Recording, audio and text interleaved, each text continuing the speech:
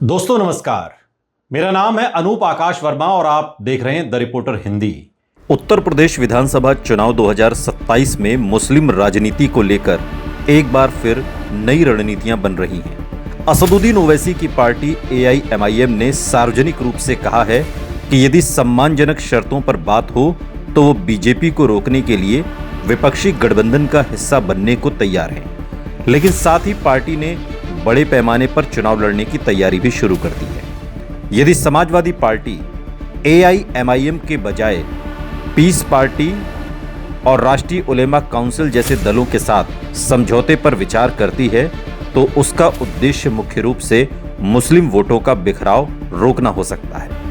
हालांकि ये ध्यान रखना जरूरी है कि अभी तक ऐसा कोई आधिकारिक गठबंधन घोषित नहीं हुआ है। ये केवल संभावित राजनीतिक तस्वीर का विश्लेषण है। पीस पार्टी की स्थापना 2008 में डॉक्टर मोहम्मद अयूब ने की थी। 2012 के उत्तर प्रदेश विधानसभा चुनाव में पार्टी ने 4 सीटें जीती थी और पूर्वांचल के कई जिलों जैसे गोरखपुर, संत कबीर नगर, सिद्धार्थनगर, बस्ती, महाराजगंज, बलरामपुर, श्रावस्ती, आजमगढ़ और कुछ हद तक प्रयागराज और कौशाम्बी में उल्लेखनीय वोट हासिल किए। इसके बाद पार्टी का जनाधार लगातार कमजोर हुआ और 2017 और 2022 में वो कोई बड़ा चुनावी प्रभाव नहीं छोड़ पाई। दूसरी ओर राष्ट्रीय उलेमा काउंसिल का गठन 2008 में हुआ। इसका प्रभाव मुख्य रूप से आजमगढ़, मऊ, जौनपुर, गाजीपुर और पूर्वांचल के कुछ मुस्लिम बहुल इलाकों तक सीमित माना जाता है। 2012 में इसने लगभग 6 लाख वोट हासिल किए थे, लेकिन बाद के चुनावों में उसका प्रभाव काफी घट गया। यदि सीटों की संभावित साझेदारी की बात करें तो राजनीतिक विश्लेषकों के अनुसार समाजवादी पार्टी ऐसी छोटी पार्टियों को बहुत अधिक सीटें देने की बजाय प्रतीकात्मक प्रतिनिधित्व दे सकती है। ऐसे परिदृश्य में पीस पार्टी को लगभग 2 से 4 सीटें और उलेमा काउंसिल को 1 से 2 सीटें दिए जाने जैसी अटकलें लगाई जा सकती हैं, विशेषकर पूर्वांचल के उन क्षेत्रों में जहां उनका कभी स्थानीय संगठन रहा है। लेकिन ये केवल विश्लेषणात्मक अनुमान है। किसी भी दल ने ऐसी सीट साझेदारी की आधिकारिक घोषणा नहीं की है। AIMIM की रणनीति अलग है।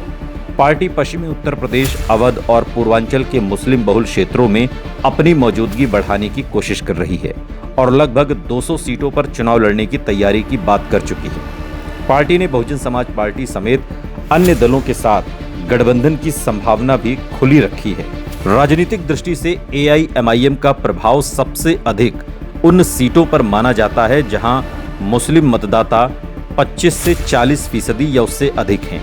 इनमें मुरादाबाद मंडल, रामपुर, संभल, अमरोहा, मेरठ, सहारनपुर, बरेली के कुछ क्षेत्र, आजमगढ़, मऊ, गाजीपुर, जौनपुर, बलरामपुर, बहराइच और श्रावस्ती जैसे इलाके शामिल हैं। हालांकि 2022 के विधानसभा चुनाव में AIMIM उत्तर प्रदेश में कोई सीट नहीं जीत सकी थी। समाजवादी पार्टी की चिंता ये हो सकती है कि यदि AIMIM अलग चुनाव लड़ती है तो कुछ सीटों पर मुस्लिम वोटों का आंशिक बंटवारा हो सकता है, लेकिन ये कहना इससे व्यापक स्तर पर मुस्लिम वोट निश्चित रूप से बंट जाएंगे उपलब्ध साक्ष्यों से सिद्ध नहीं होता।